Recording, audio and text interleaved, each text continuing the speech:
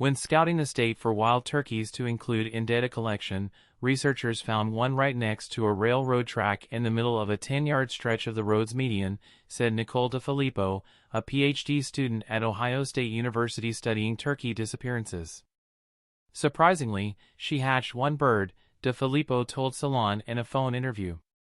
It didn't survive very long, but it just shows their resilience, that even when they're nesting in something that is terrible, such as the side of the road next to a train, they can make it happen.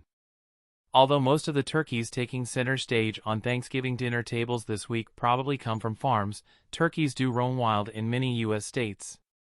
Considered one of the country's greatest conservation success stories, wild turkeys made a comeback after facing near extinction in the 20th century.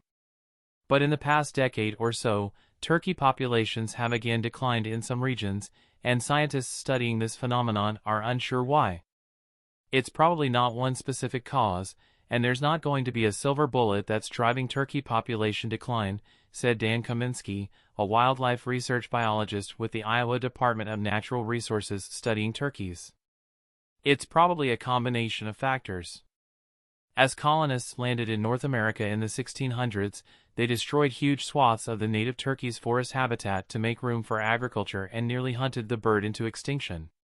By the 1930s, it's estimated that fewer than 30,000 turkeys survived, which is roughly how many polar bears exist today.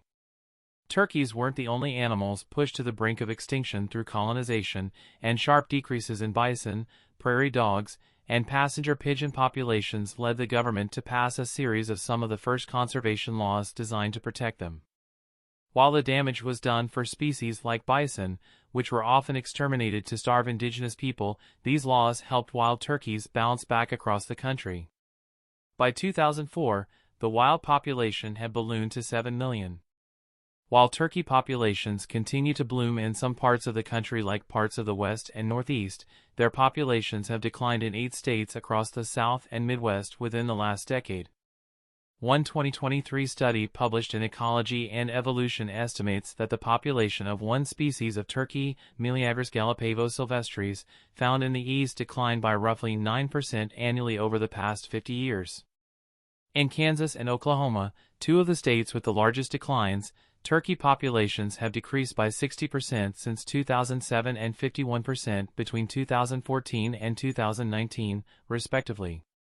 In some areas, wild turkeys are doing great and are even considered kind of a nuisance, with stories of people having to shush them out of their neighborhood or getting into those human-wildlife conflicts, Filippo said. But in our situation and in other states in the Southeast, we are actually seeing that nest success rate, or the ability of hens to successfully make babies, is suffering. Scientists aren't completely sure what is causing declining turkey populations, and determining a cause and effect relationship in ecology can be challenging. In Oklahoma, research suggests turkey populations could be declining due to an increase in the number of predators such as raccoons, possums, or coyotes feeding on their eggs or hens before they're able to mature. She's really vulnerable when she is in that nest, Filippo said. She is sitting on the ground for 2 weeks, so anything can come and flush her off and eat the eggs. Habitat loss is also probably contributing to declining populations. Turkeys like to nest in grasslands or open forests. However, the U.S. has lost over 80% of its grasslands in the past decade due to agriculture, urban development, and invasive species. In Iowa, 45% of grasslands have been lost since 1990, Kaminski said. These losses affect many wild birds, and populations of several species that inhabit grasslands and open forests like turkeys have declined to a fraction of what their population once was. Prescribed burns in certain forests can help clear out forests to make them more suitable for turkey breeding and have been performed for this purpose by the U.S. Forest Service. Turkeys have adapted and shown resiliency despite these habitat changes, Kaminski said. Like Filippo, his research team often finds nests in odd places, with 10% of turkey nests in the state found in road ditches or patches of grass near waterways. These are not big, robust prairie fields, they are just little, narrow habitats that aren't great for them, Kaminski told Salon in a phone interview. We have not seen a single successful nest out of a road ditch, but that is the available grassland habitat they are selecting. Other factors could be influencing the population as well, such as a massive decline in food sources like insects or disease outbreaks. Some states authorize people to hunt turkeys, but many that are experiencing declining populations have paused this practice until turkeys can be repopulated. It could also be that turkey populations overshot their carrying capacity in the 80s and 90s and are now declining to a new normal, Kaminski said. Various research projects have been launched in Kansas, Iowa, Oklahoma, and other states to try and better understand what's behind declining turkey populations. Besides serving as a national cultural symbol, turkeys play an important role in the environment, dispersing seeds and helping to control invertebrate populations. They also serve as an important food source for large predators like bobcats in the southeast.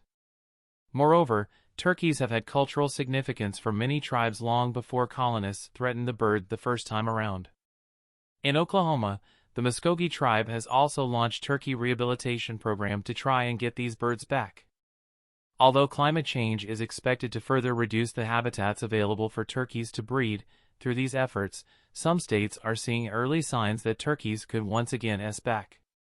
After I left my master's project and another student came in to finish out the grant, they had a successful hatch that actually made it to independence, which was something we hadn't seen in the last 2 years, Filippo said.